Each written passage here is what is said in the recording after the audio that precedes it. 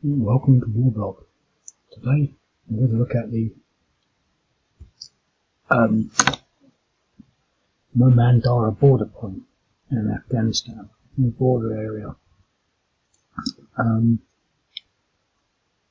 Not a particularly specific operation or game in sort of traditional sense, but it does include the new feature that I set up, and not the other one which I sort of hoped maybe I would set up. Basically, it's got hidden units that are randomly allocated, so I don't know where they are, and that's the point.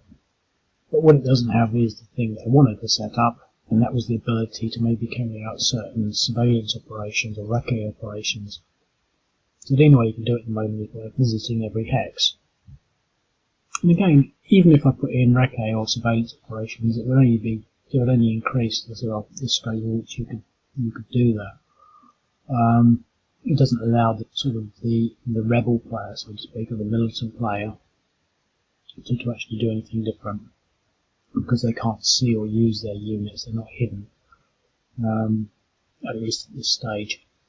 The reason I'm sort of hesitant on all this is mainly because I've just added drones, but they don't mean or do anything. But I'm sort of thinking, I'd like to sort of introduce that. They're all down here. Drones are air units that cannot carry out air superiority operation and are easier to shoot down with ground units. So there's nothing special about them. But they're a new unit. And one of the knock-on effects with that is I've readjusted the power and capability of all air units. So drones, so the face value on these isn't necessarily 2. For example, drones are face value, so if I had some drones on which I don't, and this is why I'm sort of a bit frustrated, because I'm trying to talk about something that I haven't actually done. But the thing is, drones will be sort of a factor of 1. Helicopters would actually be doubled, so that would be a factor of 4. Aircraft are going to be like triple, so that would be a factor of 6. So when they're doing that, they get 6 points or something, and it's also just multiplied like that. So bombers get like about 8 times their face value in power, and that's sort of how I'm distinguishing between, having a helicopter with 2 and justifying its capability and power against, say, a MiG-21 with a factor of 2. This is actually worth 4, and this is worth 4, and this is worth 6. Etc.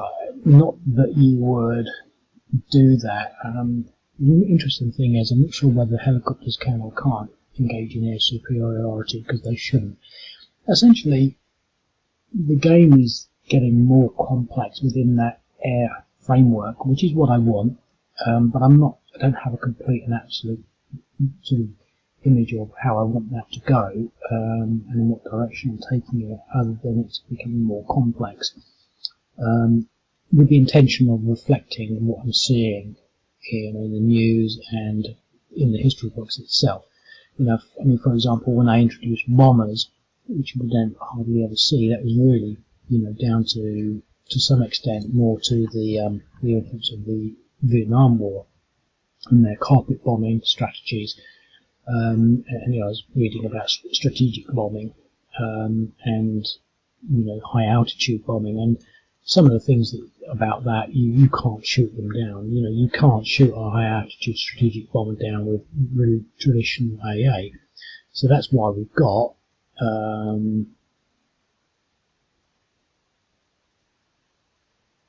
there's lots of things in it like SAM. So you hardly ever see them because I don't ever do them, because it's a bit beyond my capability when I'm trying to work quickly and fast to actually think, I've got SAM, it's AA or air defense. But the SAM units, surface to air missiles, work the same as air defense, except they are better and can hit strategic bombers. So you can see that I've done the thinking there before.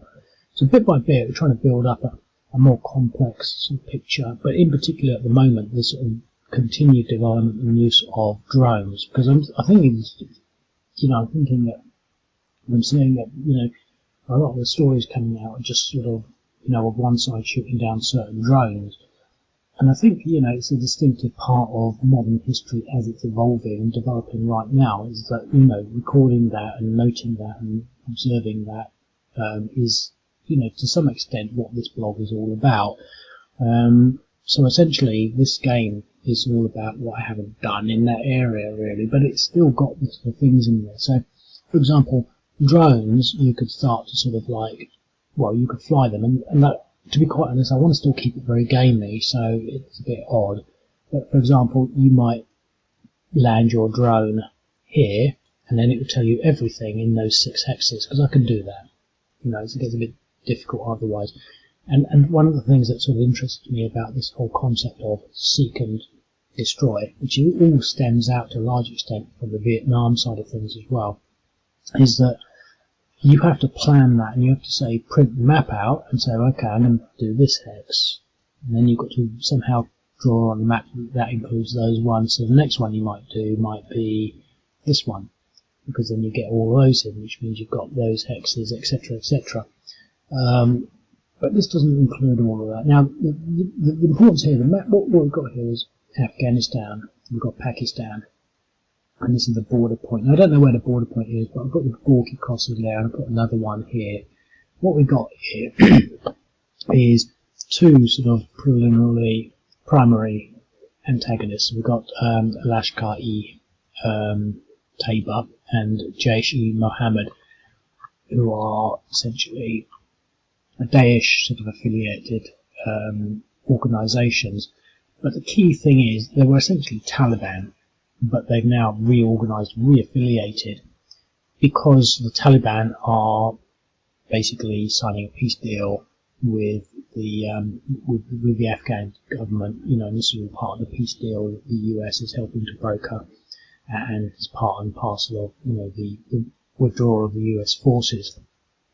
So what's happened is this is pretty much a Taliban area, but they're now basically giving themselves a new identity, but the Afghan forces are they're coming in here to take it out, because this is the border point, and I put these little border points in because really these are the points where the smuggling is going in. And this is where all the operations are coming in and going through, and so the Afghan forces are basically trying to take control of this area and the surrounding areas to stop the supply of all sorts of things that are coming into the country, etc., etc. I have actually put a little quiz together on this one. So what is the Gorky crossing, and what others in the what is the Gorky crossing and the others in the Mohmand Dara primarily used to smuggle into Afghanistan? It's a bit of an odd question, because to be quite honest, they all probably do it. But for example, I'm pretty sure that from the article that I've actually linked to, I think this one, they're definitely bringing in militants, but mainly it's weapons. I mean, they're not bringing drugs into Afghanistan, are they? But they might be bringing money in, but maybe not. Why are Afghan forces fighting Daesh, Al-Qaeda, Jaish-e-Mohammad forces in the Mohmand Dara district? So the idea is that Pakistan forces are invading Afghanistan. The United States has sponsored new military groups. Afghanistan is entering a period of civil war due to the power vacuum caused by the US withdrawal. Taliban forces have reaffiliated, so it's the last one. I'll always say.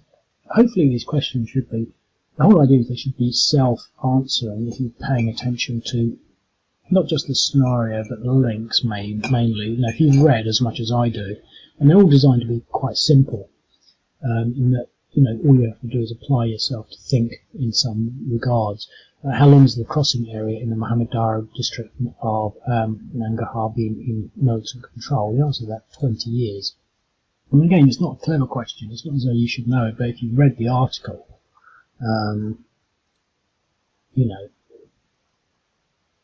it says it. It was conquered by the National Security Forces.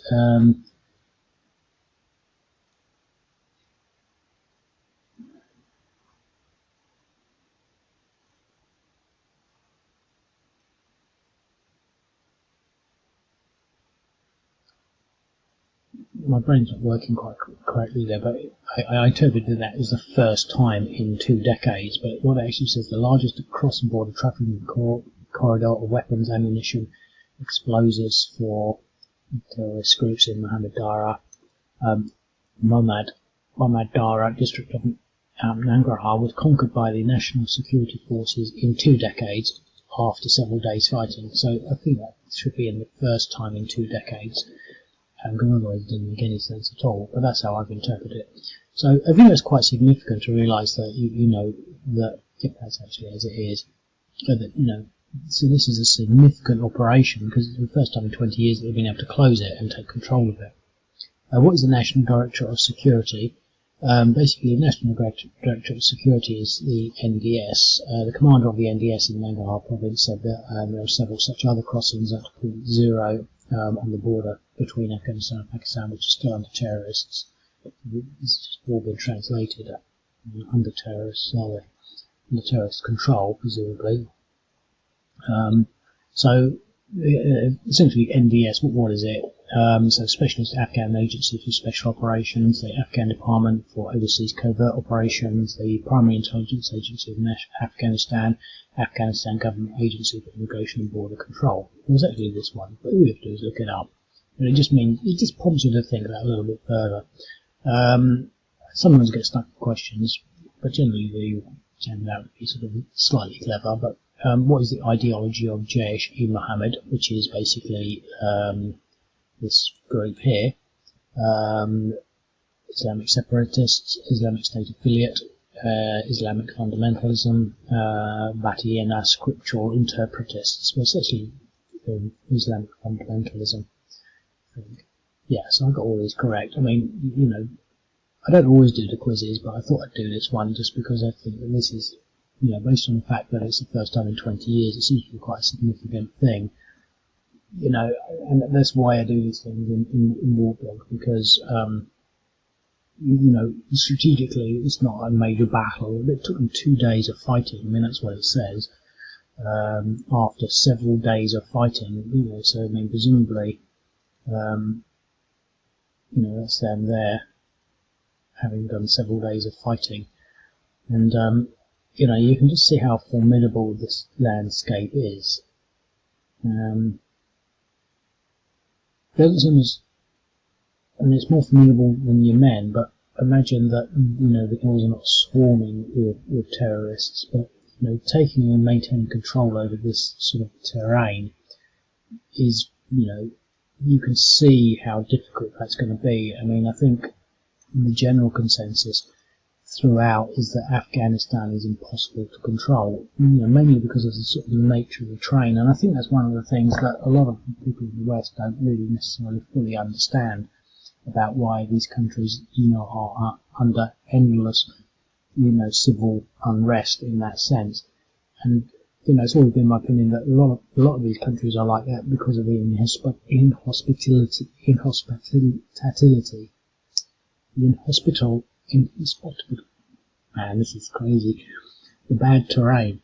For example, in Africa, the Boko Haram are sort of in the marsh areas of Lake Chad and whatnot. Well, these areas are very different to, I quite often think of, even America or the UK, obviously, whereas, there's not a spot in America or the UK that a police patrol car can't get to quickly and enforce law and order. Well, these people can't do that because they don't even have roads to a lot of places, which means that these people can they can hang out with guns and things like that and do whatever they want, So in places like the UK, we've got, there's simply no place that is even what you might classify as wilderness.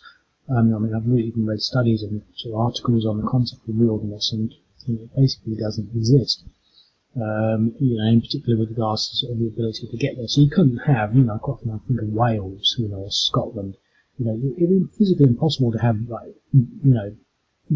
guerrilla groups, at large in the mountainous areas of Wales or Scotland. It just wouldn't happen because there's just simply nowhere that's so far away from anywhere to be out of the immediate control of any sort of, law enforcement agency at the very start, let alone a military agency. So, it's quite interesting that, that's what's happening here. I've tried to apply some sort of terrain and topography to it, but, I don't think I've done a good job. It just looks a little bit varied. So anyway, we've done the quiz, so we'll just jump into playing it. And obviously you've got to find these things. You've got some special forces which you can jump in. Just to sort of go back to what I was sort of touching on earlier. See if this colour works. You know, if we had the surveillance operations, we could target that hex and spot everything in there, and then we could target this hex and spot everything in there, so to speak. Keep a mess of that. And then you would have to, well, obviously to get that one, you'd have to have some overlap, so you might have to do some thinking. But and then if you were to print your map out, you could say, okay, well, we've done this. You know, you know what you've done. So to do that one, we'd obviously have to do that, which would give us all of this, etc., etc. And then you'd sort of have to build. So we've got that. You could do this one here to get these hexes, and then that would cover all of that. And then you could sort of say, well, with 1, 2, 3, 4, we've got all of that area.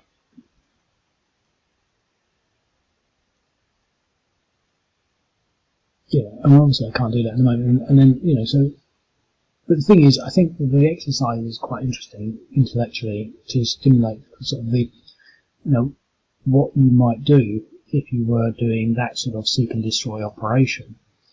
You know, it is a case of just figuring out where they are. And I mean, if I took the game a little further and I somehow applied the functionality to offer the other player the chance to move around, I mean, if you had sought and destroyed in this area, then and your units were, for example, here,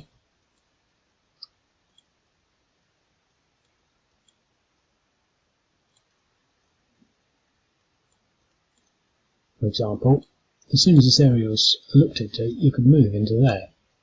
So even if you do seek and destroy, it doesn't mean anything, you know, because you unless you can actually exert control or influence. So, you know, you can't stop them moving back in there. You can't always be certain that just because you've looked, that means they're not there. So I think that's quite interesting. I mean, I think the thing that, although a lot of this is based on, say, some observations and there's parallels with Vietnam, even in the Vietnam conflict, what they were looking for was quite often battalion and regimental size unit movements. You know, it's very different to this, whereas you're just looking for 1 or 2 units, you know, small groups of smugglers, bandits and whatnot. They're not just sitting in the mountains for the hell of it. So it's very different. It's not as though there's massive units that they're going to actually engage. So, you know, and even you look at consider the difficulties of that. You know, you think about those mountains there. I mean, even if you were to fly over them, you could probably miss things. You know, there would be no absolute way of identifying anything. You know, even if you have thermal imaging, finding people in these sorts of areas is just difficult. So hopefully this scenario should give a little bit of an insight into, you know, into how all that works. Now, I'm not sure whether I've put anyone on the roads or anything like that, but I've given them these little guys that were sort of secondary, really. And then just thinking, well, how are we going to do this? Well, we're only really trying to get these areas here, but I think maybe what we should be doing is sort of controlling the road.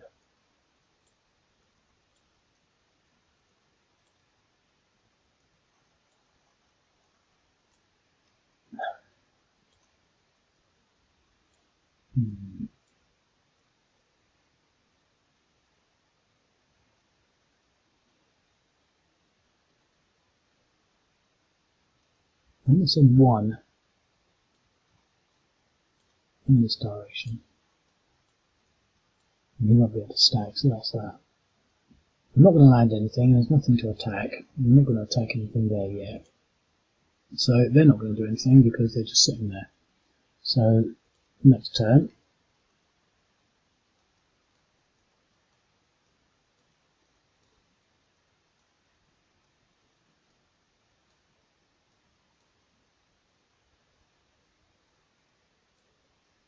That's interesting. They can go this fast, but they're not using as much movement. They've still got movement left, but they haven't got any.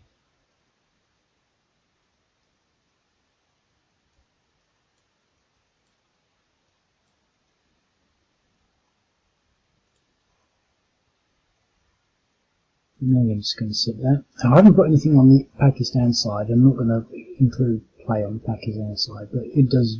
You should sort of realise that these units just have to pick onto the Pakistan side, and then they've got the problem of that cross-border issue. But they're not there yet.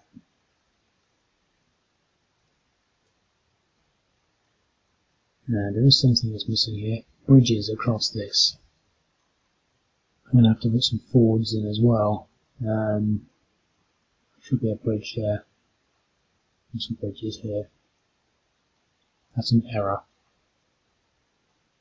Because I literally can't get on the other side unless I use my special forces. What I'm going to do, to make it a bit more interesting, is I'm going to put my special forces in here.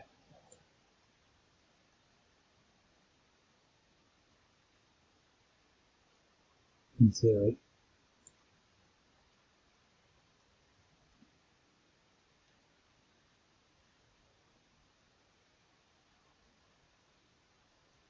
I won't then move.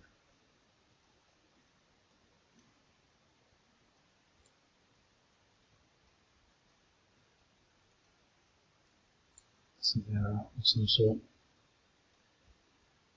I'm going to try and figure this out on there. Okay, well, the thing is, I didn't actually, there wasn't anything wrong with the game. I flagged them up wrong. If you look at them, it says hex, air. Well, they shouldn't say air, it should say air mobile. So they've been flagged up wrong. So, what I'm going to do, I'm going to start a game. One of the reasons I do all these things, but it's a bit frustrating because it takes a bit of time. So obviously I put the bridges in now as well. And just as a proof of concept,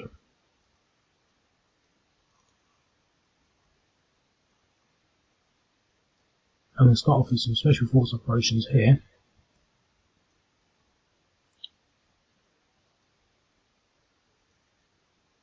Hopefully it'll work. Yeah.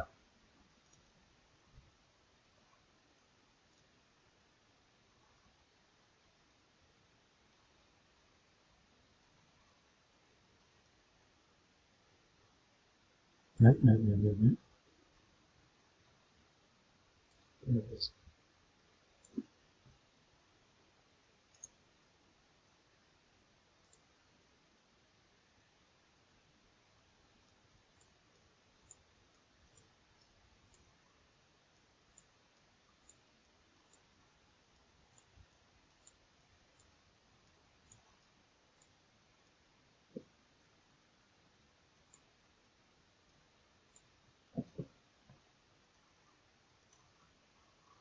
Okay.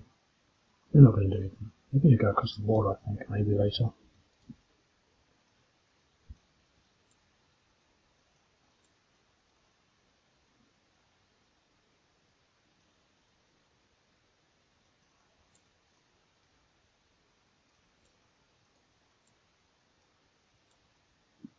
As you can see, I'm just wandering around like an idiot, really.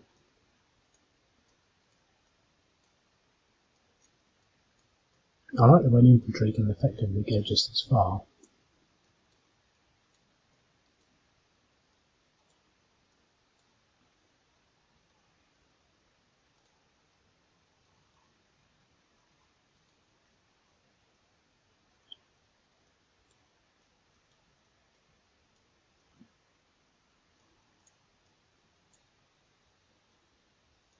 But I've got something there.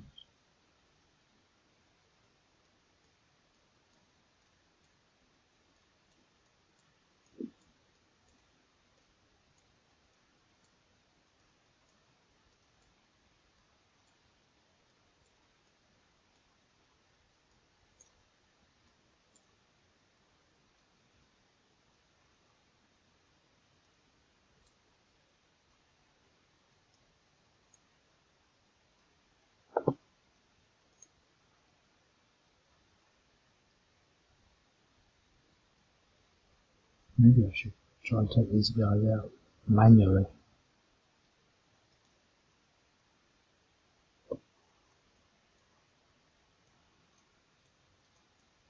No, there's nothing there. I shouldn't have really gone in there. I wonder where they are.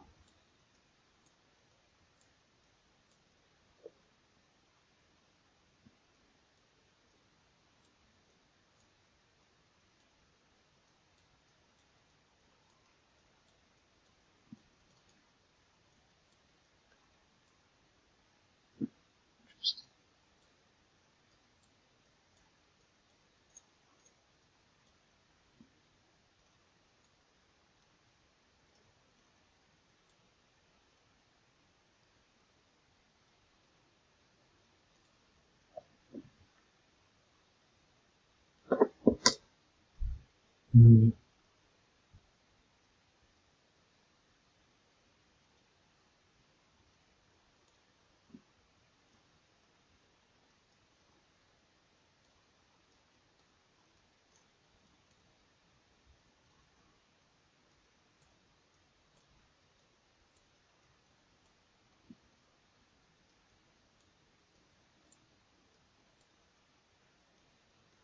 Ah, look, we found some. We found some. And we didn't even have to go too far. We could go around there.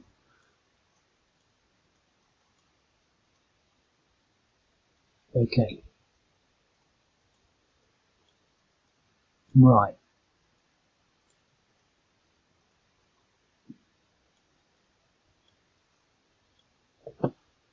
Okay.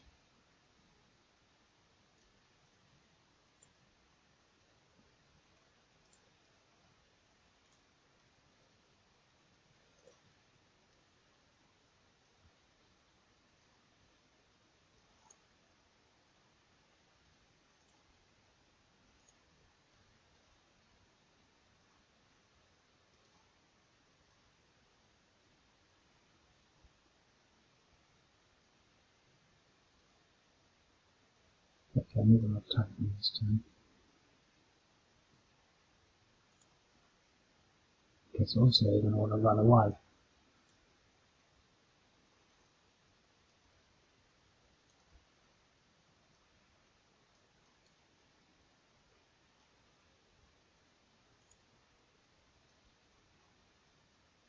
I could have tried to attack.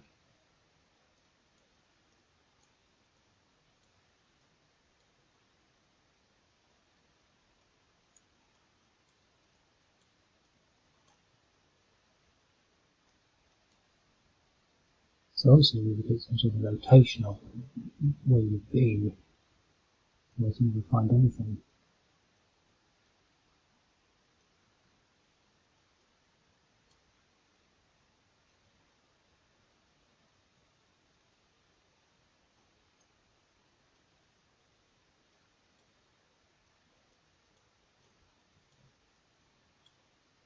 So you can't get there.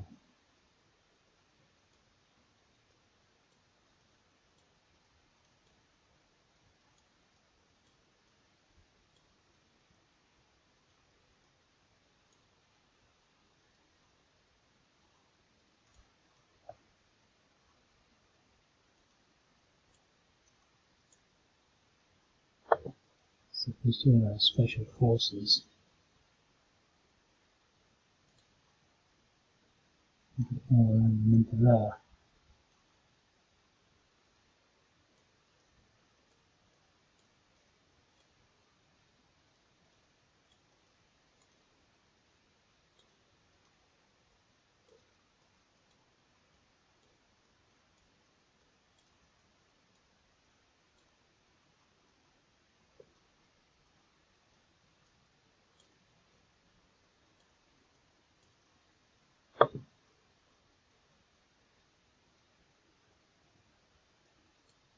Let's see where our special forces can do some damage here.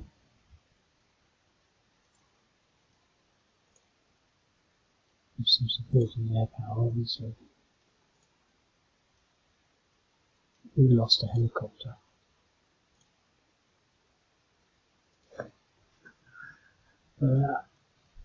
That's interesting. Lost a helicopter.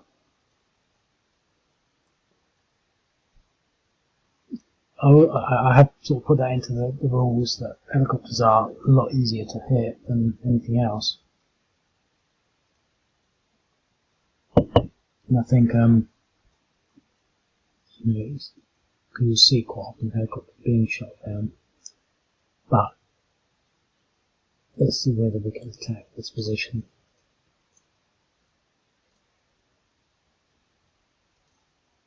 An exchange. Okay. So, not good.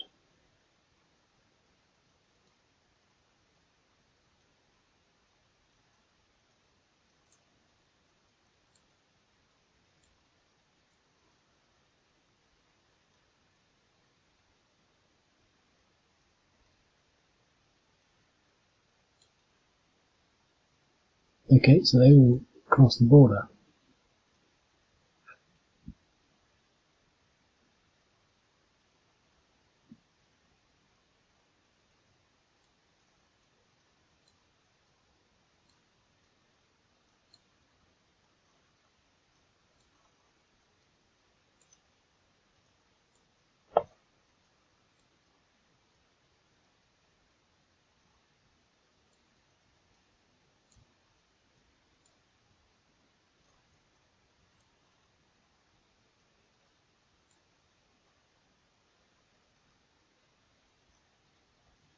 So we've taken the border crossings.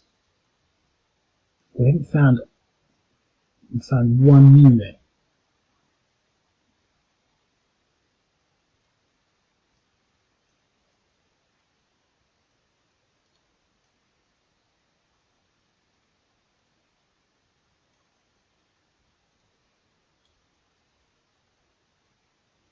Attack the special force unit across the border.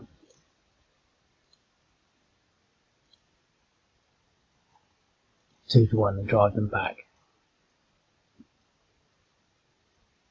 So we've taken 3 lots of damage. We lost a battle there, getting depression. We lost a battle there. And we had a helicopter shot down, and they're across the border, raising issues of border security.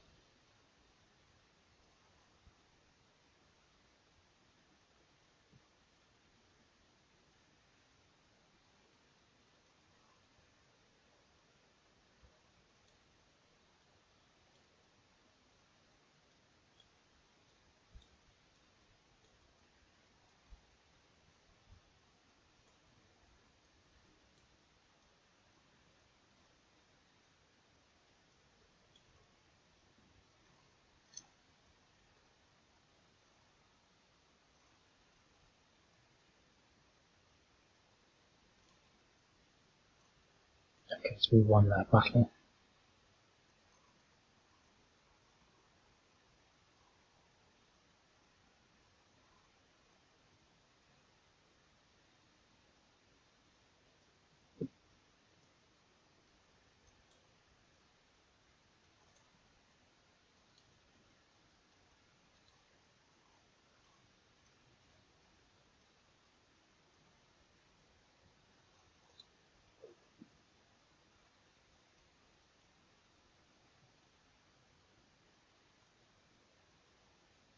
So if we move back across the border, we'll just get attacked. We sit there and recover, so they'll recover everything. And he'll recover everything.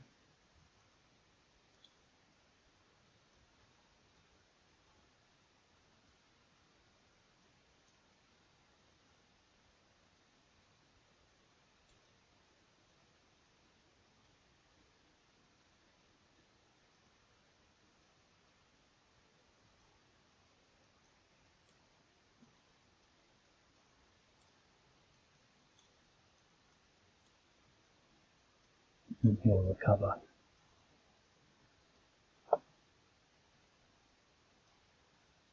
And he'll recover next turn as well. We can attack these.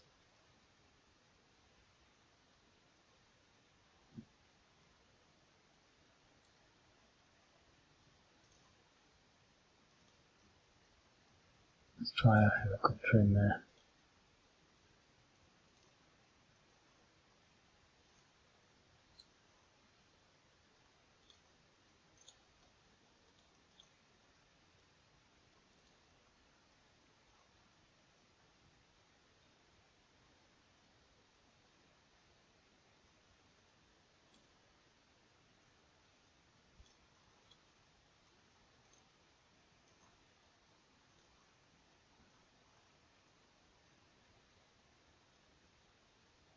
Okay.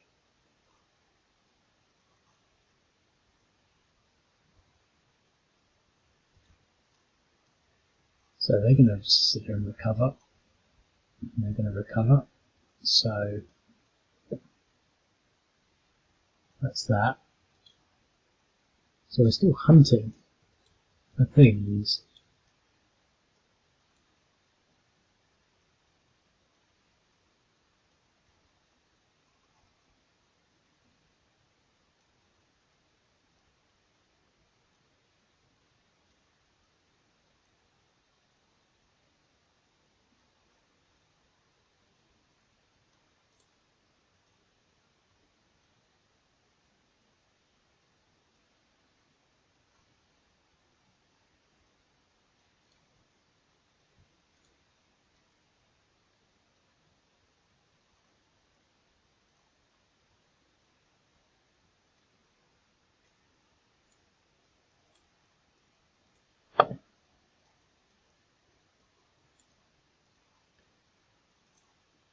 For cross-border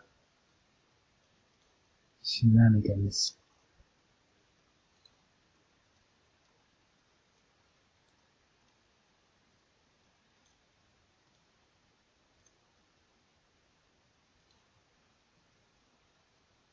Oh,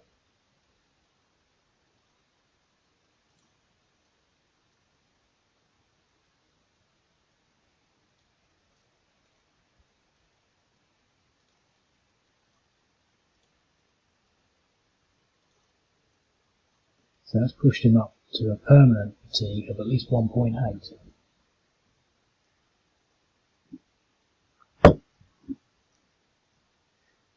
So what we've sort of highlighted here is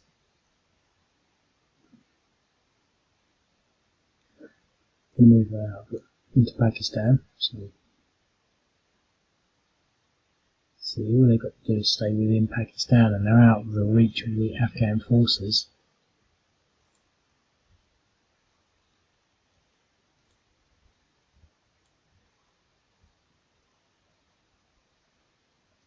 Leave them there to recover.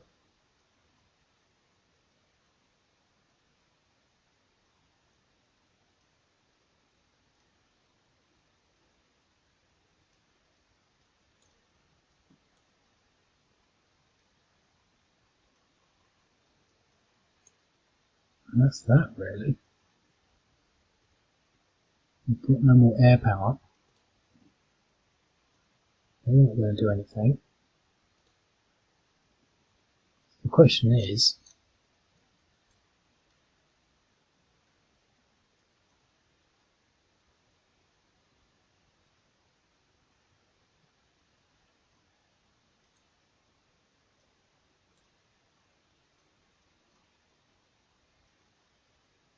the special forces are more adept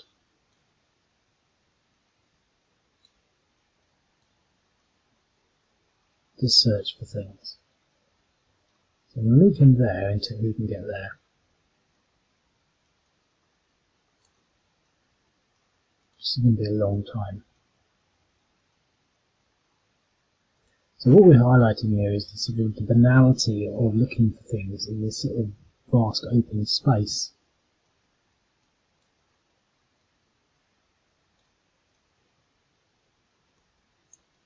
And your units can't move very quickly. Oh, that. That's interesting. Can we get these special forces there? Quick response units.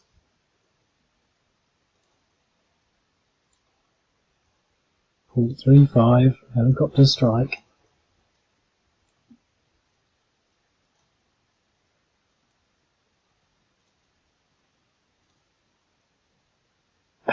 Each one an exchange. That wasn't good.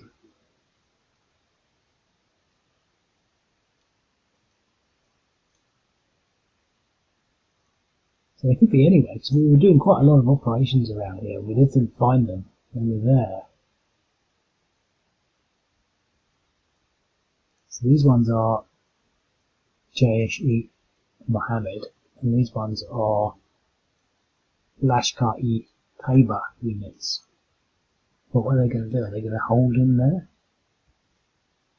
and sit there and recover? Why not? Oh.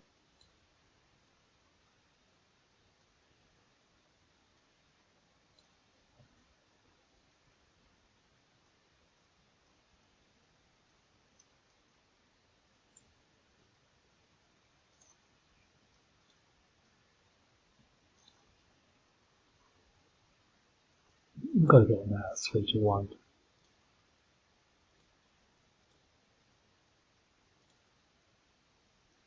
That's an exchange. To exchange, they're expensive exchanges. They're going to be at depression too, can't afford that. Because you can now start bringing their irregulars into counter-attack.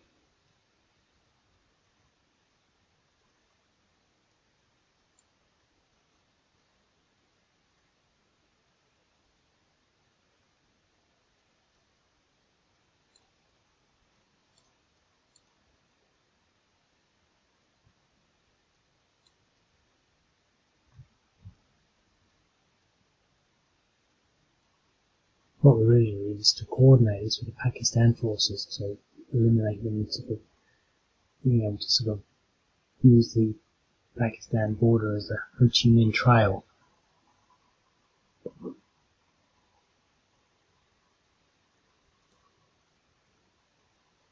We can't afford to attack them anymore, so we can hold.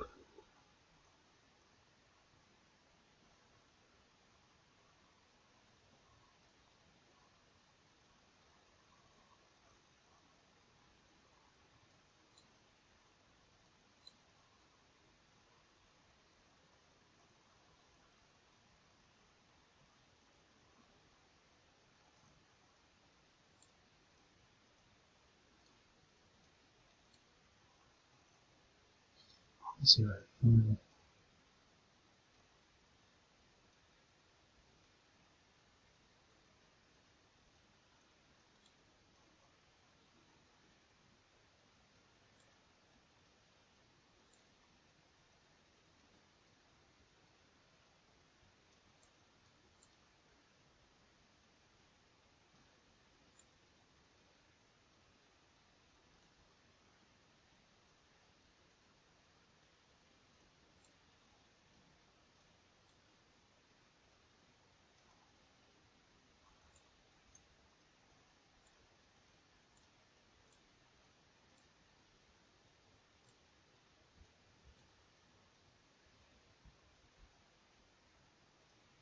going to hold another turn.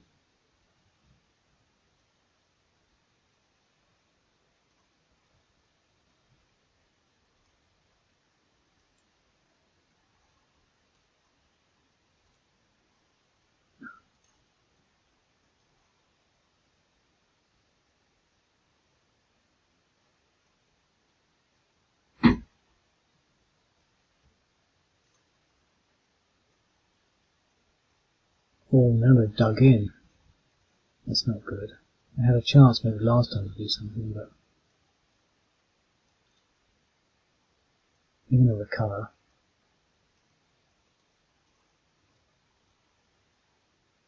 So they're going to control that point and hunt around.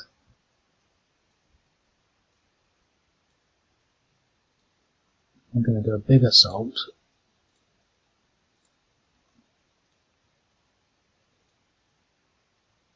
D. That was good.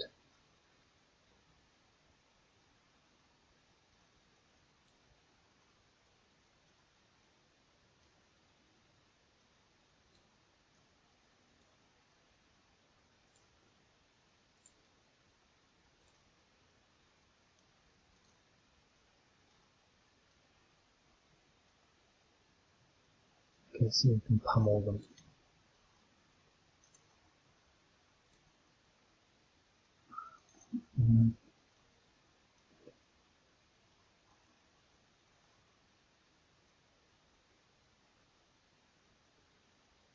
Could be worth pushing in there and attacking. Almost half value.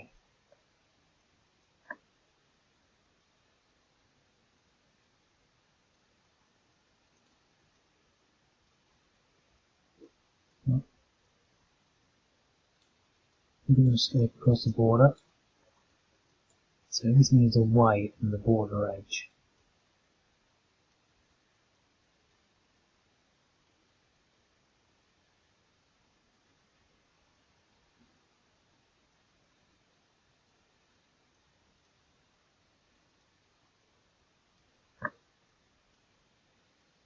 This is interesting.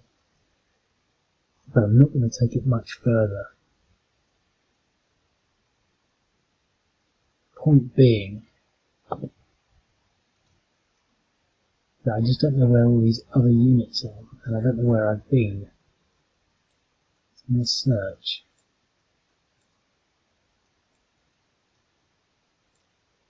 Oh, got something.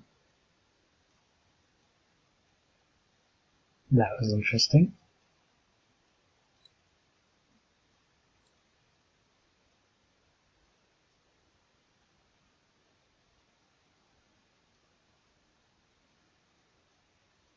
Let's use a helicopter on that.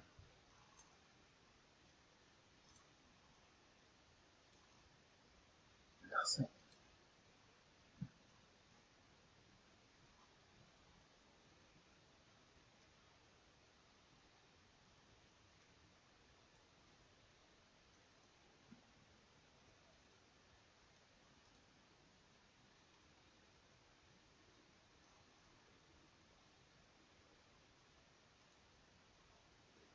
So what do they want to do? Again, they could might as well just hold. So.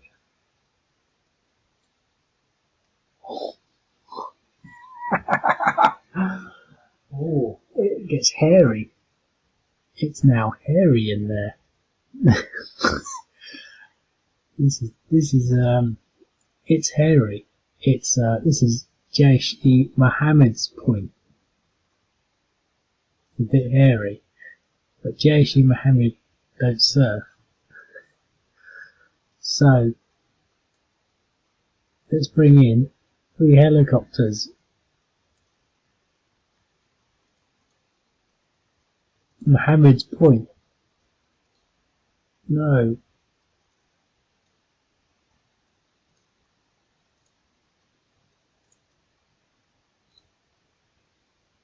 DR. Mohammed don't surf. I'm going to get in trouble for that.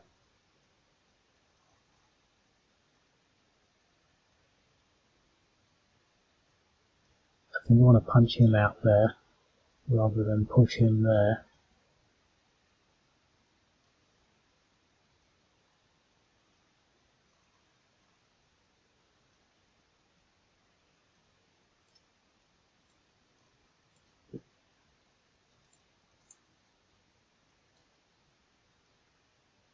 Okay, got him out. Still got him. Should be a 3-1. Yeah, they are. And we've got them fleeing in the wrong direction as well.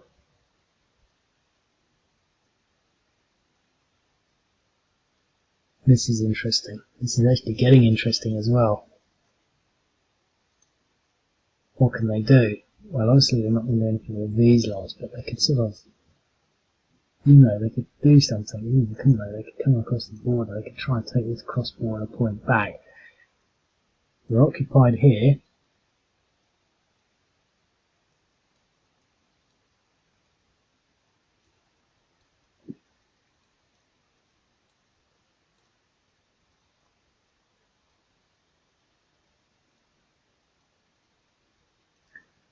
Okay. Oh, I didn't move them. Oh well. They rested. So he's at 0. Let's attack him.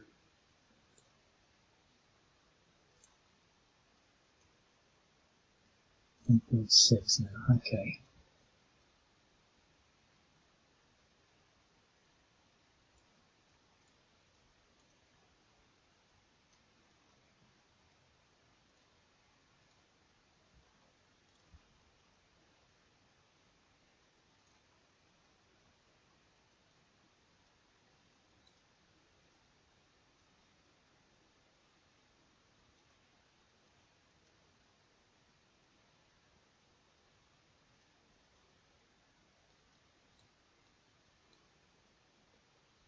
The reason I said it's interesting because these special forces have got superior. Oh God! They failed. They've got superior mobility, but they're not impervious to loss. DR. So he's at 1, isn't he? I have to recover him, but he's at 2.6 and he's at 1.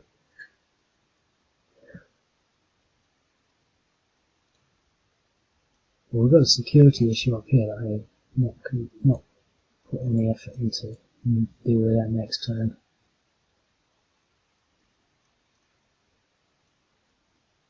It'll be a bit late. Now just will recover.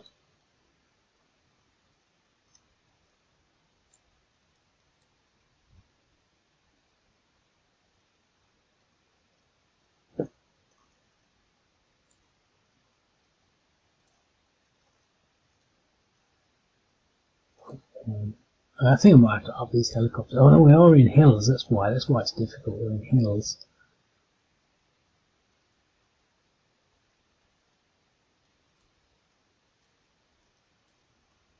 Let's try and get a DE or something on this. DR, not good.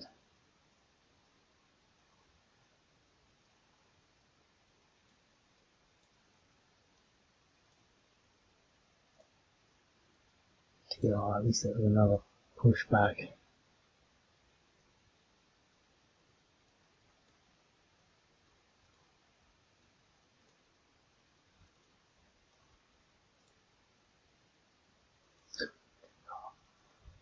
The DEs.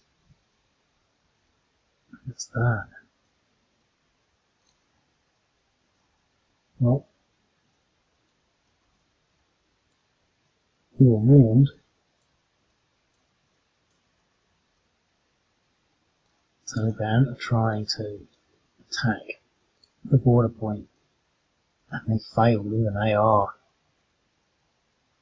Oh, that was good. They're going to hold to recover.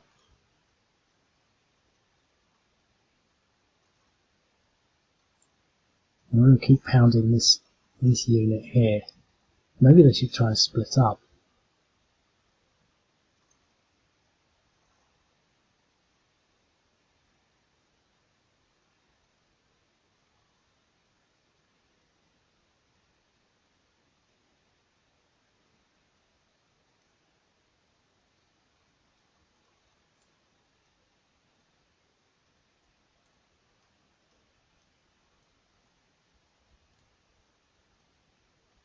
Those DRs.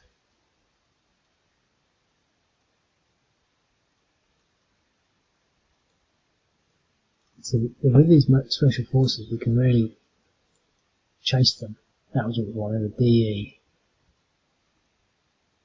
We're at 7.2 now, that's perfect. That is so perfect. I might use him next turn on that because he's at 1. We've got the opportunity here to eliminate him. Yes, failed his morale.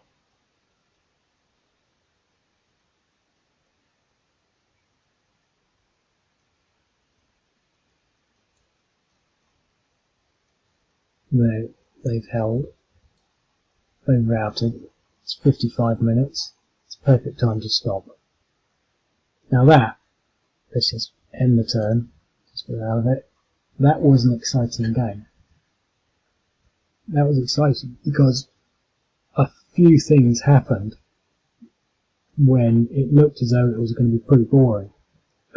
The things that we've seen happen are units appearing in unexpected places, but places where you might expect them to be. We had a unit there, a couple of units here, I think another unit somewhere over here.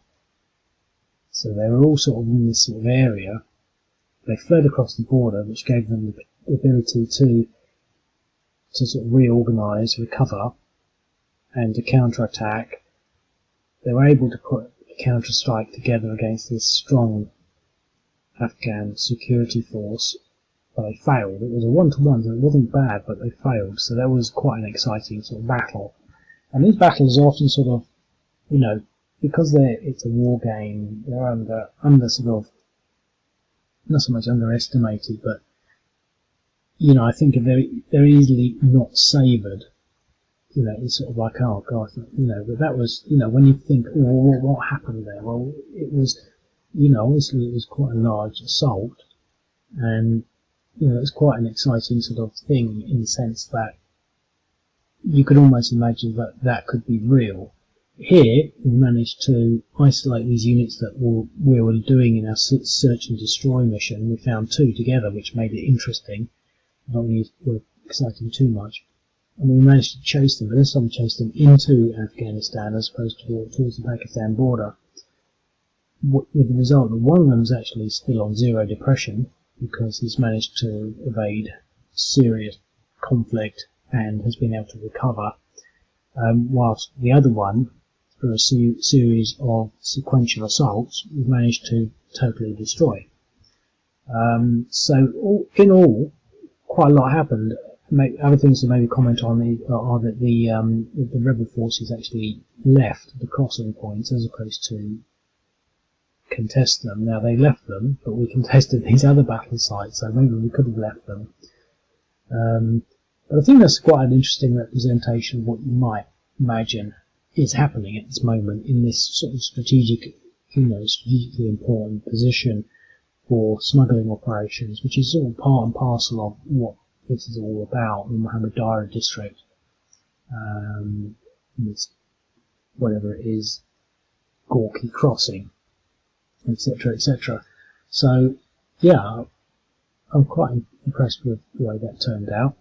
Obviously, it would be nice if I can get the drones to do aerial spotting and things like that, but clearly the Special Forces are going to be much better at doing the clearance operations than the infantry, which are really slow. I think they've fought through these hills. It's amazing. Anyway, I'll leave it at that, and I'll speak to you later. Cheerio.